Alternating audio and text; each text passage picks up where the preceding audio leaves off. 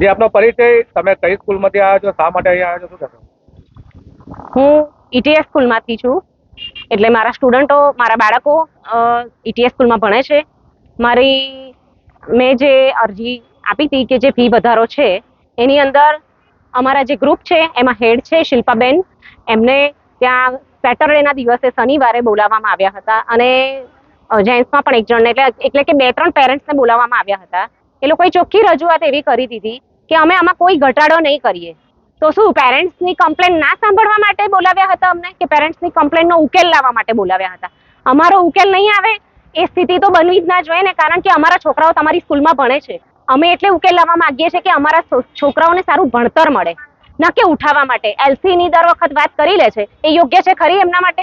અમારા માટે સમાધાન કરવું જોઈએ કે એલસી બાબતે વિચારવું જોઈએ એમણે? એ સ્થિતિ ચોક્કસ સ્તરે વિચારવી જોઈએ. તમારી માંગો નહીં સંતોષાય તો અમારી માંગ નહીં સંતોષાય તો અમે એનો વિરોધ તો કરીશું જ. કારણ કે અમારા બાળકો અને અમે પોતે પહોંચી નથી વળતા. આજે ફી માટે કોઈ પણ પેરેન્ટ્સ બોલે કેમ કે વ્યક્તિ અધર પેરેન્ટ્સ કે હોય કે હું પોતે હોઉં, પણ બધા પહોંચી નથી વળતા. આટલું બધું તો ના જ હોય કે જેથી આઈ કાર્ડ ને ફી ને એ બધામાં વધારો કરી દીધો છે. તો આજે ફી આટલી ભરતા હોઈએ તો એ બધામાં બી વધારો તો અમારા દરેક પેરેન્ટ્સને આટલું બધું પોસાવવું બી જોઈએ ને. વ્યક્તિ મહેનત કરી અને આખું મંથલી જે ભેગું કરે, બરાબર છે, એ બધો જ ખર્ચો સ્કૂલની અંદર જ થઈ જતો હોય છે. એવી સ્થિતિ બની જાય છે. એક પૈસો પણ વધારાનો હાથમાં નથી બચતો અને ઉપરથી અમારે ઓછું પડી જાય છે. એ સ્થિતિ થાય છે. જો આ એક જનરલ પબ્લિકના હિસાબથી પ્રશ્ન રહે કે નહીં એ વિચારવું જોઈએ ને મેનેજમેન્ટે. જે આપનો પરિચય, આપ કઈ શાળામાંથી આવો છો, શું આગળ બનાવશું બન્યું? હું શિલ્પાબેન શાહ, નડિયાદ નિવાસી. મારા બંને છોકરાઓ ઈટીએસ સ્કૂલમાં ભણવા જાય છે. અમે લોકો છેલ્લા 23 તારીખે સ્કૂલ પ્રશાસનને એક એપ્લિકેશન આપી હતી અમારા જે પ્રશ્નો હતા એને લઈને. એનાથી અસંતોષ થયા પછી અમે 9 તારીખે, આ મહિનાની 9 તારીખે અમે લોકો ડીઓ ઓફિસમાં આવ્યા હતા. સાહેબે અમારી વાતને શાંતિપૂર્વક સાંભળ્યું હતું. સાંભળ્યા પછી અમે સંતોષ પણ જવાબ પણ આપ્યો કે હું તમારી મેનેજમેન્ટ જોડે વાત કરાવી આપું છું. ગયે શુક્રવારે અમારા લોકોની સ્કૂલમાંથી ફોન આવ્યો, શિલ્પાબેન તમે ઓફિસે આવી જાઓ. મેં ચોખ્ખી ના પાડી કે મારે એકલો નહીં આવવાનું, વાલીઓ જોડે આવશે ને મારે એકલું ના આવાય. અમે પછી 1-2 વાલીઓ જોડે ગયા અને અમે લોકો જો ચર્ચા કરી. એ ચર્ચાને અમે લોકો જે ચર્ચા અમારા તરફથી જેટલી પણ અમે લોકો એને શું કહીએ છીએ આપણે અગ્રીમેન્ટ અમે લોકો જો કર્યું છે એમને જોડે, એ એમાં માન્યા નથી. 1-2 અમારી માંગો એવું છે કે ભાઈ તમે જે 1500 રૂપિયા ડાયરી તમે લો છો એ ખરેખર ખોટા છે. નડિયાદની તમે કોઈ પણ સ્કૂલ તમે લઈ લો, કંઈ પણ આટલા બધા પૈસા ડાયરીના, આઈ કાર્ડના, સપ્લિમેન્ટરી નામે લેતા નહીં. અમે લોકો આખા વર્ષ શિક્ષણના જે ફીસ આપીએ છીએ એના અંદર તમારા સપ્લિમેન્ટરીનો સમાવેશ થવું જોઈએ. તમે આખા વર્ષની ફીસ લીધા પછી કમ્પ્યુટર ફી પાછી અલગથી લો છો. એ લોકો અમે એવું કહે છે કે ભાઈ અત્યારે અમે લોકો કમ્પ્યુટર લેબ નવી બનાવીએ છીએ, એ કોઈને એકના ઉપર નહીં બનાવતા, તમે એના માટે કમ્પ્યુટર ફી અલગથી લો છો. હવે અમને અમારું પ્રશ્ન કરવામાં આવ્યું કે તમે જો શિક્ષણ ફી આખા વર્ષની 28,000-30,000 જો તમે લો છો એનો ઉપયોગ કઈ થાય છે? એ અમારો પ્રશ્ન કરવું ના જોઈએ, પણ એ જે અમે જવાબ આપ્યો એને સામે અમે લોકો આ જવાબ એમને કર્યું એ કે ઓનલી ફોર શિક્ષણમાં. તો શું કમ્પ્યુટર શિક્ષણમાં નહીં આવતું? આખા વર્ષની 30,000-32,000 ફી ભરીએ, એમાં કમ્પ્યુટર અલગથી કેમ ફી લેવામાં આવે છે? આખા વર્ષે 14 મહિનાની ફી અમારી જોડે લેવા આવે છે. અમે લોકો એવું કહીએ છીએ આખા વર્ષની ફી ભરી દઈએ છીએ અમે લોકો, તમે 1 મહિનાની ફી માફી કરો. એ કે 5% અમે ઘસારો કરીએ છીએ. 5% કરવા જઈએ એટલે 1,000-1,200 આજુબાજુ ફી થાય છે કે આખા મહિનાની એક ફી બી નહીં થતી, જે અહીંયા વાલીઓને કોઈને મંજૂર નથી. અમે લોકો બધી વાતો અહીંયા ચર્ચા આવીને કરી છે બધા વાલીઓ જોડે. વાલીઓ ચોખ્ખી ના પાડે છે કે અમે લોકો, શિલ્પાબેન તમે જો વાત કરીને અમે લોકો અસંતોષ જાહેર કરીએ છીએ અને તમે પાછા અમારા જોડે ઊભા થાઓ અહીંયા ના એનો કંઈ નિરાકરણ કરીએ અને તમે અમારી જોડે ના આવો તો અમે લોકો સ્કૂલના તારો મારીને છોકરાઓ અંદર ના જવા દઈએ. આટલી બધા વાલીઓની માંગ છે. હવે એમાં કશું પ્રશાસન વહેલો તો કરે તો સારું, પછી એનો આગળ કઈ પરિણામ આવે સકારાત્મક કે નકારાત્મક એમાં પછી અમે લોકો કોઈ જવાબદાર નથી. સ્કૂલ પ્રશાસન જવાબદાર રહેશે. જે આપનો પરિચય અને શાળાની અંદર કઈ શાળા છે, શું પ્રશ્ન ઉભા થયા? મારું નામ ધરતી પારેખ છે. અમારા ઈટીએસ સ્કૂલ જોડે પ્રશ્ન છે જ્યાં અમારા બાળકો ભણે છે. અમે ફી બાબતે કહ્યું છું પણ અમને સંતોષજનક જવાબ નથી મળ્યો. આક્રોશભર્યો જવાબ મળ્યા છે. જે શનિવારે અમારા ગ્રુપમાંથી જે મેઇન 3 જણ ગયા હતા, અશ્વિનભાઈ, શિલ્પાબેન ને બીજા અધર પેરેન્ટ્સ ગયા હતા, તો સંતોષપૂર્વક જવાબ નથી મળવામાં આવ્યો.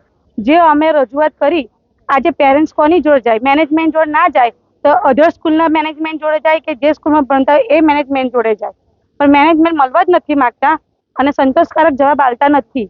તમારી રજૂઆતો શું છે? આમાં ફી વધારાની રજૂઆત છે, જે દર વર્ષે 200 રૂપિયા વધારો છે અને કેલેન્ડરમાં બી દર વર્ષે 200-250 રૂપિયા વધારો છે. ઓનલાઈનનું કીધું હતું તો ઓનલાઈનનું બી અમને ના પાડી દેવામાં આવી છે. ઓનલાઈન ભરવી હોય તો 6 મહિનાની ભરો, તો 6 મહિનાની અમારે 1 મહિનાનો પગાર થાય છે. અમે એડવાન્સ પગાર થતા નથી સર. જે અમે પગાર થાય એ અમે બધા સ્કૂલમાં જ ભરવાના આવે છે. અમે સ્કૂલમાં બાળકો પાછળ સ્કૂલના ખર્ચા હોય છે, છોકરાઓને અધરના ખર્ચા હોય છે, ઘર ખર્ચ હોય છે, બધું બી મેનેજ કરવાનું હોય છે. શું અમે કમાઈને સ્કૂલમાં જ આપવાના છે? જે ફીના આઈકરના નામે લૂંટારો કરે છે ફી, એ ખોટી વસ્તુ છે. માંગો શું છે? તમે નહીં માંગ સંતોષાય તો શું? શું તમારી માંગો નહીં સંતોષાય તો શું? અમારા માંગો નહીં સંતોષાય તો અમે આંદોલન બી કરીશું, સ્કૂલને તારું બી મારવામાં આવીશું અને 2 ગેટના રસ્તા અમે બંધ કરીશું, જેમાં બધા પેરેન્ટ્સ સહમત છે. શું નામ તમારું?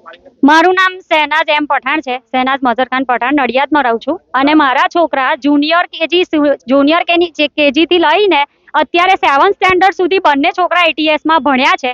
અને પહેલાથી જ અમે ત્યાં ભણાવીએ છીએ કારણ કે એનું ટીચિંગ સારું છે. અને એ લોકોએ અત્યારે 3-4 વર્ષથી એવું કરી દીધું છે કે દર મહિને ફી વધારો જ. જ્યારે પણ અમે વિરોધ કર્યો છે જ્યારે પણ અમે મળવા બી ગયા છે તો પ્રિન્સિપલ સાહેબ ના પાડી દે છે, મેનેજમેન્ટ ના પાડી દે છે કે અત્યારે કોઈ સાહેબ તમને નહીં મળે. અને બીજો મુદ્દો એ છે કે અત્યારે આટલા વર્ષોથી જ્યારે આફ્ટરનૂન સ્કૂલ ચાલુ હતી તો અત્યારે સડનલી એ લોકોએ વાલીઓની અનુમતિ લીધા વગર, વાલીઓની સલાહ લીધા વગર, મીટિંગ કર્યા વગર એ લોકોને પોતાનો ડિસિઝન કરી અને 6:30 વાગ્યાનો સવારનો ટાઈમ કરી દીધો છે. કયો છોકરો સવારે 6:30 વાગે નાસ્તો કરીને છોકરો સ્કૂલમાં જાય? જ્યારે એ નાસ્તો જ ના કરે તો એને વોશરૂમ કેવી રીતે જવાનું થાય? એની ડાયજેસ્ટિવ સિસ્ટમ એટલી લો થઈ જાય છે કે દર મહિને છોકરાઓ બીમાર પડે છે. દર મહિને છોકરાઓને પાચન શક્તિ બહુ જ છોકરાઓની કમજોર થઈ ગઈ છે અને છોકરાઓ માંદા પડે છે, એ લોકોને ઇન્ફેક્શન થઈ જાય છે. તો પણ અમે એ જ સ્કૂલમાં ભણાવવા તૈયાર છે, પણ એ લોકો વાલીઓની કોઈ બી મજબૂરી સમજતા નથી. અને આઈ કાર્ડ અને કેલેન્ડરના પણ એ લોકોએ 1500 રૂપિયા કરી દીધા છે. પહેલા પણ 1500 હતા, પણ પહેલા એ લોકો મળવા તૈયાર નતા અને એ લોકો કોઈની વાત સાંભળવા તૈયાર જ નથી. પણ અત્યારે બધા વાલીઓ હવે કંટાળી ગયા છે કે આટલા બધા પૈસા હવે લાઈફ ટાઈમ માટે ભણાવવાના છે કે ચલો 12th સુધી અમારા છોકરા ત્યાં ભણે અને સ્કૂલનું નામ વધારે. એ લોકોને એવું છે કે સ્કૂલનું નામ પૈસાથી વધે છે, પણ એવું નથી. અમારા છોકરાઓના ભણતરના લીધે એ લોકોનું નામ વધે છે સ્કૂલનું. બસ અમારી માંગ એટલી જ છે કે 3 જ મુદ્દા છે. એક તો આઈ કાર્ડ અને કેલેન્ડરના પૈસા ઓછા કરે, ફીમાં ઓછો કરે, ફી વધારો ના કરે અને ટાઈમિંગનું કંઈક સેટલમેન્ટ કરે. એ બી બધા વાલીઓને मीटिंग રાખ્યા પછી. ये आपका परिचय कौन सी स्कूल से आए हो, क्या पूरा ऐसा हुआ? मेरा नाम कविता शाह है.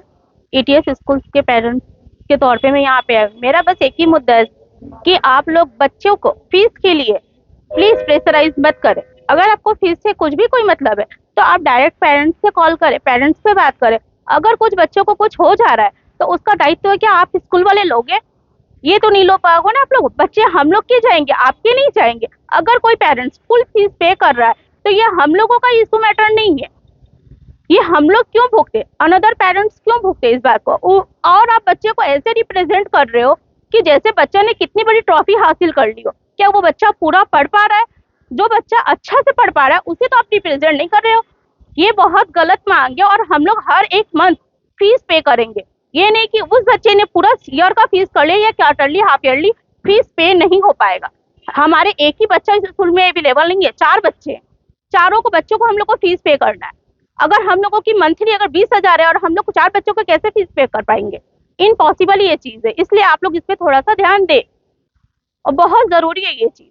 My school is one such future-ready school where I understand each and every concept taught in the class and don't rote learn, where teachers don't just use books and blackboard to teach but use new ways of teaching and learning like audiovisual learning, activity-based learning and group activities which enhances my conceptual understanding. My school also teaches coding, which is an important 21st century skill. Not just that, I get an opportunity to showcase my skill on a national platform. And with all this, I acquire important skills that make me future ready and confident. Would you also like to know where is my future ready school? Visit now and see for yourself.